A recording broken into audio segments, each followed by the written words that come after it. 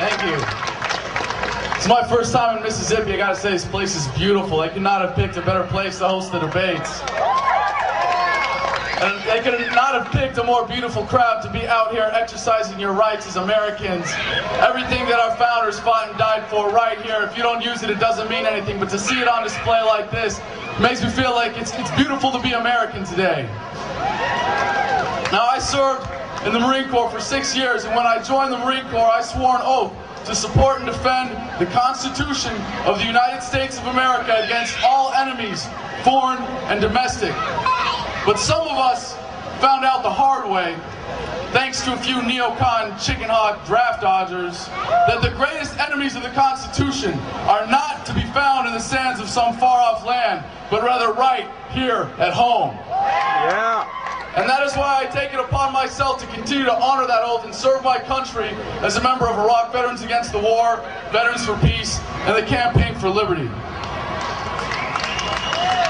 So when I was in Iraq, I volunteered to go to Iraq, and I went in civil affairs, and I was really excited about that, because I thought that what we were going to be doing was rebuilding Iraq and doing good by the Iraqi people and really responsible foreign policy. And I was really excited about that. It was something that I was enthusiastic about risking my life for. But we were 6-man teams attached to regiments and battalions, and we had to beg these guys to go out and do our missions, the civil affairs missions that we were told were the most important in terms of the mission, in terms of rebuilding Iraq. So I had to go for myself to find out that rebuilding and doing the right thing was not really what we were there for. I found out the hard way. We were a fig leaf in civil affairs. The guys out there in Iraq who are really busting their butts every day to do the right thing and improve the lives of the Iraqi people, they're a fig leaf. I was a fig leaf. We were there to make them look good. And as soon as you choose looking good over doing right, you will fail miserably at both, and that is what we are doing in Iraq right now. And when it comes down to it, you can't win an occupation. So there's some candidates, we've heard some really refreshing rhetoric from that on, and one of them is Ron Paul, of course, who is no longer in the running for president. You know, broke my heart, and I see some Ron Paul t-shirts in the crowd. Thank you very much. It's beautiful. But you know, we hear from a lot of the corporate-sponsored candidates. We have to win in Iraq. We have to win in Iraq. What does that even mean? So we got a debate tonight. I live in D.C. and I hope that at the end of tonight, you guys aren't dealing with the same stench of corruption hanging over your town that we deal with in D.C. on a regular basis. But I hope you guys have a good time tonight with the two corporate-sponsored candidates, at least from D.C. I heard, is Cynthia McKinney going to be here tonight? No?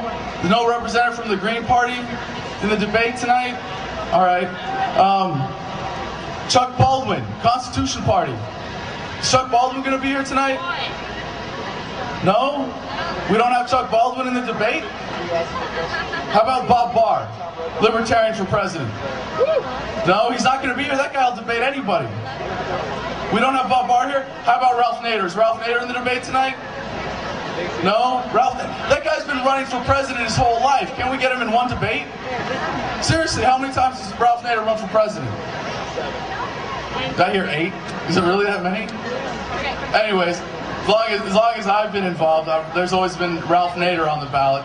But so who's here tonight? We got two candidates. We got two corporate-sponsored candidates, right? Isn't that the criteria for getting into this thing? How many McCain supporters in the crowd? Well, let me tell you something about John McCain. John McCain is a veteran, right? Right? John McCain served his country honorably. He swore the same oath that I did to support and defend the Constitution of the United States of America.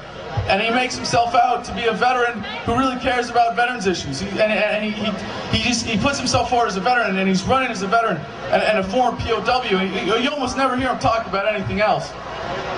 But the fact of the matter is, on his voting record in the Senate, he has one of the worst voting records on veterans issues there is. He has voted repeatedly against funding the Department of Veterans Affairs. He has voted against rest periods for the troops coming home from the 4th and 5th deployments. He has voted against the new GI Bill that would restore the education benefits to what they were originally intended at the end of World War II, so that somebody who comes home after risking their life for this country can really get an education and a fair shake in America. He voted against that. Not only voted against it, he led the charge against it with what he called an alternative bill.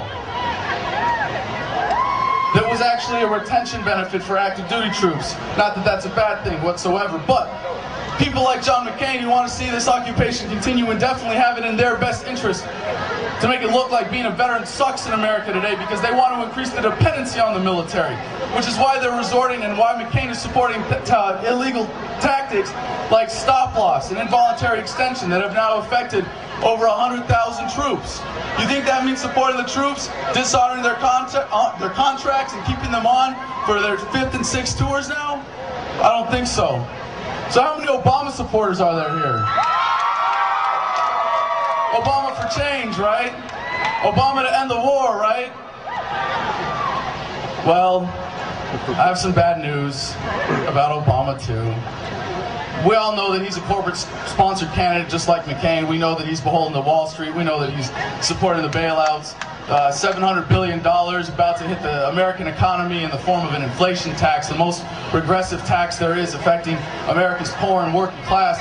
But there's something else you should know about Obama, the anti-war candidate, right? He wants to keep 40,000 troops in Iraq indefinitely. He wants to continue the occupation, interfering with Iraqi sovereignty. He wants to increase reliance on private contractor mercenaries like Blackwater, the guys that have all those incidents one after another killing Iraqi civilians, the ones that are bad for troop morale. Because for me as a sergeant, I saw Blackwater doing half the work we were doing, living in the air-conditioned hooches on the other side of base with better weapons, civilian attire, and getting paid 3 times as much. That's bad for morale, and that's Obama's plan. And then on top of that, he wants a surge in Afghanistan. If you ask me, that sounds a lot like a pro-war candidate. Doesn't seem like we have a lot of choice here tonight.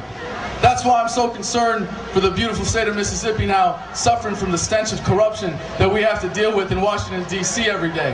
I hope you guys can deal with that. But let's be honest. Alexis de Tocqueville said in 1831 when he wrote Democracy in America that in a democracy, the people will get the government they deserve. And America is getting exactly what it deserves right now. For all of the blessings of this country, everything that makes this country great, we have fallen down on the job in terms of being responsible citizens and standing up for to our responsibilities, what it means to be a responsible American in this constitutional republic. It is our fault. The responsibility is squared for the state of this country, the state of our economy, our interventionist foreign policy, the fact that we have troops in 150 countries around the world. It is on our shoulders as Americans. And it is up to us to do something about it. You want to rock the debate? How about start with educating yourselves, become an informed voter, educate yourself about the issues, share your passions with people who know that they have a responsibility to do something too, and share with them what you can do to get out and bring this country back to what it could be.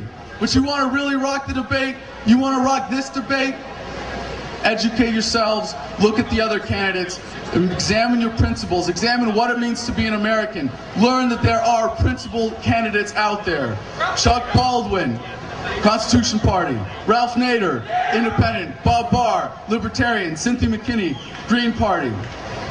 You want to rock the debate? Fuck the debate. Vote third party. Yeah.